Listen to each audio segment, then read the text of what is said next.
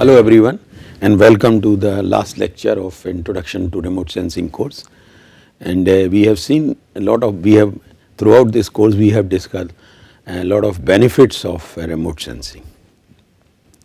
But as you know that no technology or tool is universal, so remote sensing. Every tool is having some limitations.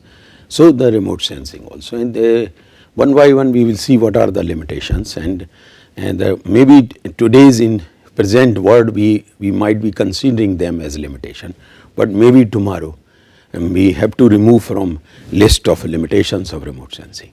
So, but whatever the present remote sensing which is available to us, we will consider this because in past remote sensing has been oversold, and some people have got impression that remote sensing can solve each and every problems which are being faced by the human. So, this is not true, and this is what we are going to see. Generally it is thought that for even a small area the solution is expensive, and because if only one time analysis is required, then we have to have a data, and that too data generally nowadays in digital form. Then we have to have some expert system who will analyze the data, interpret the data, make inferences of the data. So, initially it is thought that if for a small areas this is not a very cost effective solution, it is expensive solution, which as I have already mentioned that it requires a specialized training for analysis of images, because everyone cannot start interpreting images, everyone cannot process the remote sensing data, and therefore you require a specialist to do this thing, or you require training for people those who are already working especially for analyzing remote sensing data. Large scale engineering maps may not be prepared from satellite data. This is another limitations, and that if we are looking for a very high for a small area a large scale map, and where some engineering structures are going to be created, then probably remote sensing cannot play a major role. So, that is one sort of limitation, because as you know that one of the biggest advantages of remote sensing is synoptic view. Now, what is it is changing, people are looking for higher and higher spatial resolution data, and therefore they are looking small areas, but in much more detail, much more clarity they are looking, and therefore up to certain extent this may work, but beyond that it starts giving some problems. So, large scale engineering maps may not be prepared from satellite data. If we continue on this, the fourth limitation one can identify is sometimes satellite images are costly if repetitive coverage are required to study the dynamic features. But as we have been discussing that many satellite images, especially from Landsat series or some other satellites, if coarser resolution satellites if you talk, then more or less that data is free. For example, from NOAA HRR the data is free, from MODIS data is free, even from Landsat which is a moderate resolution, spatial resolution data, that is also free. But nonetheless, if somebody is really looking for a complete continuous time series data, and for such analysis which requires the to study the dynamic features, then one has to buy the data, and when you have to buy the successive satellite images for the same area, it may be expensive, especially like studying agricultural related outputs or crops or disease in the plants and so on and so forth. For that purpose you really require a data of a certain time that may not be available free of cost, and therefore you might be having this you have to buy, and it may be expensive as well. Now, another thing is that sometimes though remote sensing completely records things unbiasedly, but human role is always there. So, humans select the most appropriate already acquired data, specifying the resolution to calibrate the sensor, determine date of data. We decide that which date data. Now, this may give us some problem that how this data will be processed, thus human induced errors may be introduced. because if we don't have the complete information about that particular area. And for example, as in previous discussion, we were suppose working on groundwater recharge point of view. If wrongly I choose a pre-monsoon and post-monsoon image, then I am going to make wrong interpretation. Though remote sensing recording is completely unbiased, but the choosing of the date of scene or date of data is human judgment, and that may for that particular year that may be not good. So one has to, before one decide certain things for change detection or such kind of studies, for some time, at least some some time series data has to be studied first for that area if we start employing for that. So this is very important to choosing the date. Date is chosen by the human. Sometimes it is also depending, because the moderate resolution or high resolution satellites are not orbiting every day of the same part of the earth. So whenever it is available, you have to have, and that may be little different what one is looking. So that may include or induce some errors or some bias in our interpretations. If we go further on this, powerful active remote sensing systems, mainly I am talking about radar systems, and which emits the EMR electromagnetic radiation, can be intrusive and affect the phenomena being investigated. So this radiation which is being caused by the satellite may affect a particular phenomena. So in a sensitive area, that might be a limitation. Remote sensing instruments often become uncalibrated, resulting in uncalibrated remote sensing data. Before the launching, everything was in order, it was all calibrated, everything was tested and further tested, but after the launch you do not have much controls left, and therefore the calibrations, if goes bad, then you do not have much choice. So that is another a big problem, that though on ground it was calibrated, but later on if something goes wrong, it cannot be calibrated, because nobody can go and hold that satellite and do the calibrations again. So that is another limitations, especially from those who are operating the satellites, remote sensing satellites. Another one is that distinct phenomena can be confused if they look the same to the sensor, leading to classification errors. Of course, when we were discussing the classification of remote sensing data, this point came that even if I employ the same classification technique or same data and training sets of the same area but two different dates images, I am going to have different kind of errors or different kind of accuracies on my classification data. So classification of satellite images is always there is some issues will always be there, especially about the accuracy of the data. Because if I can go and check everything on the ground, then you do not really require then remote sensing. So we always minimize or optimize the field work or ground truthing and just employing the remote sensing. So but these things are improving further because of some other techniques which are coming based on artificial intelligence or neural network and others, which are improving our classification of satellite data, and that becomes very reliable. Phenomena which we are not meant to measure for the application at hand can interfere with the image and must be counted for. Anything which is there may not be useful if I am looking something which is little different than what is present, and that may create some confusion. For example, a land cover classification is done, then atmospheric water vapor, sun versus shadow are also present in the images. These are creating problem, these are reducing my or creating errors in my classification, image classification, but these are already inbuilt in the image. So we have to handle these things very carefully. So this is another very big limitations of remote sensing data, that whatever is present one scene within one satellite scene or image, one has to handle. Even if one is working for groundwater, it has to be handled. If it is one working for to prepare a land use land cover map, that has to be handled very carefully. Now one more is the remote sensing science has various limitations. Perhaps the greatest limitation is utility too often oversold. This I have already mentioned this point, that it is oversold. people have advocated that it can solve each and every problem of the world, but this is not true, and that is one of the high expectations people are having. And it is not always remote sensing can solve, but of course indirectly or directly it can provide certain inputs towards the problems especially related with natural features, natural disasters, natural phenomena.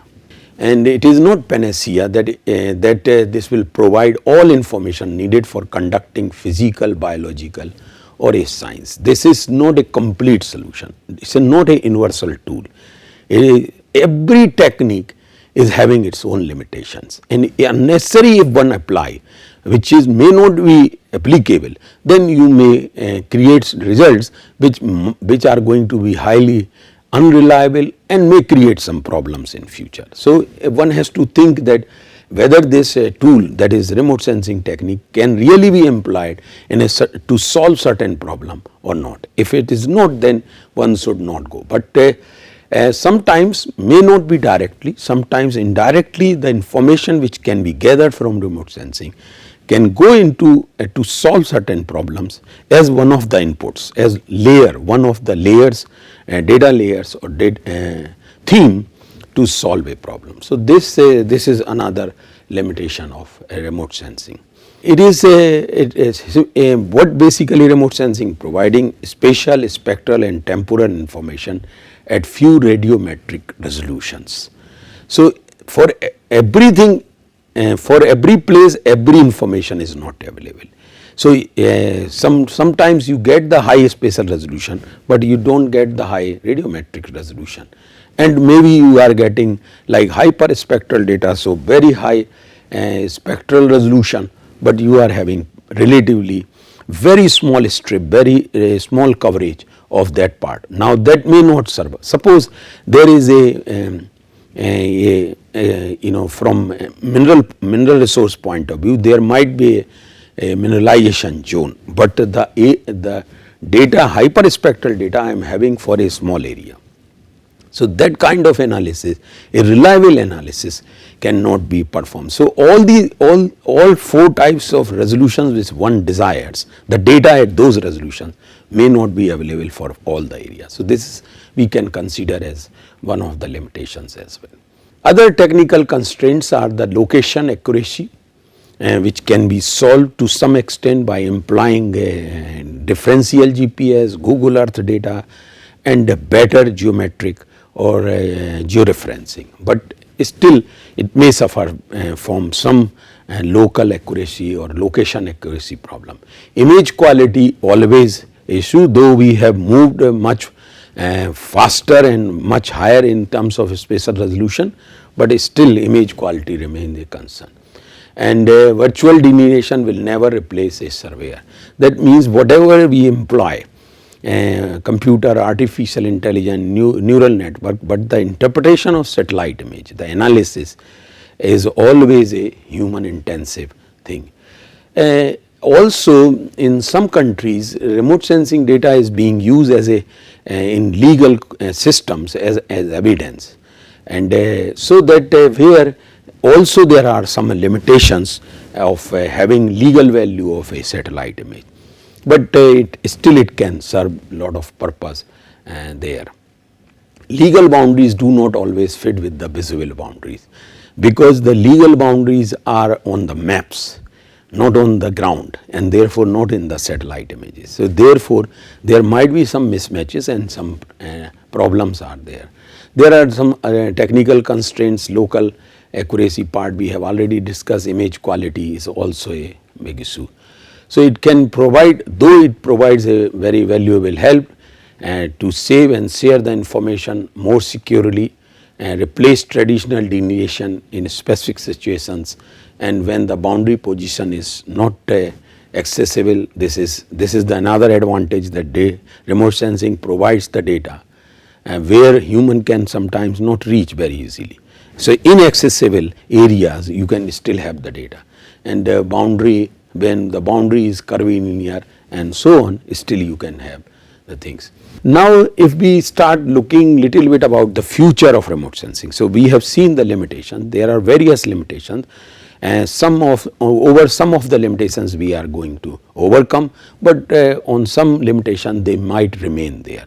For example, we are moving towards the higher and higher spatial resolution data, and this is what where we are moving and where we from where we started. Basically, we started with multispectral data, especially I am talking since the inception of Landsat 1 and a MSS sensor, and then we moved to the spot and ERS, RadarSat, IRS, Landsat and NVSat and all kinds of data. So, we are having multispectral data, we are still having panchromatic data, we are also having radar data, we are also having hyperspectral. So, all kinds of data as we time passing, and this cluster of different satellites, as you are seeing here, is becoming really dense compared to what it was in the 1972. So, all kinds of options are available, all kinds of data is available, some of them are free, some is costing, but all kinds of options are available to employ such data in remote sensing. Now, there is always a discussion on this whether spatial resolution is preferable or temporal resolution. As we have been discussing on this, that if you go higher and higher spatial resolution, and the temporal resolution reduces, because higher resolution means the narrow swath, less ground coverage by an orbit of a satellite, and therefore the repeativity becomes poorer. That means the temporal resolution reduces.